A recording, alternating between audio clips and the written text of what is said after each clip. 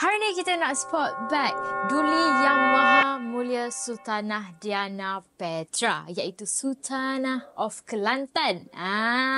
Kelantan ni pun. Kelantan.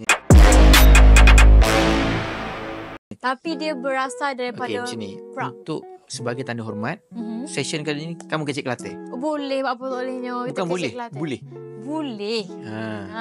Kelab apa betul sayanya? Saya tahulah. Mana boleh gitu? Saya orang Kelantan lah. Saya makan budu. Kau makan budu? Saya makan nasi kerabu. Makan apa? Budu dengan nasi kerabu? Budu tu kena warna brown ke warna merah-merah sikit? Dia merah-merah sikit. Salah. Makan nasi kerabu kena budu warna brown. So, korang kalau nak shopping ataupun jual handbag dan juga Rolex, DM kita sekarang. bye! So, bag hok pertama ni, boh, kita nak tunjuk kemah-keming. Kemah-keming. Aku tengah proses apa yang kau cakap. So, kau continue je. Kalau aku diam tu aku tengah proses tu. Teruskan. Kau cakap kemah-keming. Kemah-keming.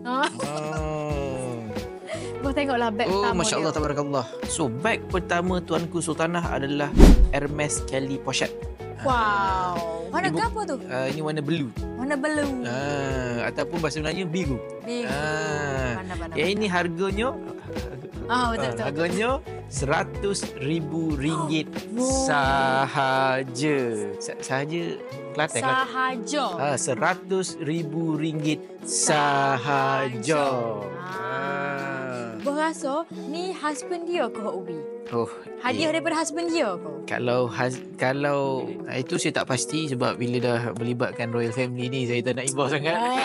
Padahal dia takut. Takut. Itulah alhamdulillah kita dapat saya dapat raja sangat sporting dengan rakyat. Selalu kalau pergi mai Jumaat tu kan orang kata muka dia lah nombor satu salat dengan rakyat-rakyat. Gitu. Kamu biasa solat Jumaat sekali lah. Biasa.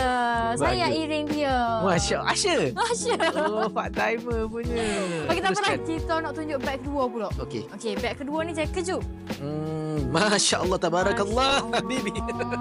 Tapi bos, saya nak bagi satu fakta. Dia berasal daripada Prague.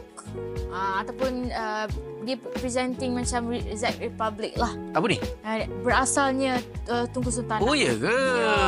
Daripada Czech Republic. Hok ni MS Mini Kelly. MS Mini Kelly 135 ya ribu. 135. Oh, 135,000 ya.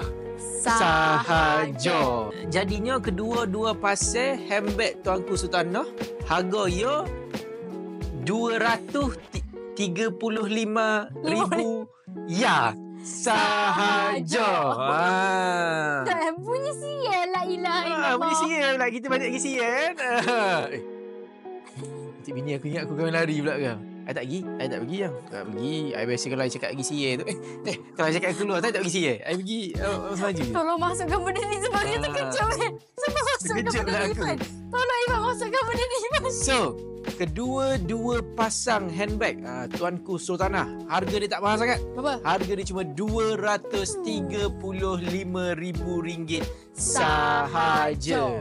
Jom shopping dan jual melalui Icon Lux. Jimat sehingga 70%, installment serendah RM5 sehari. Jual dan konsign item anda dengan kami. Cepat, DM kita sekarang.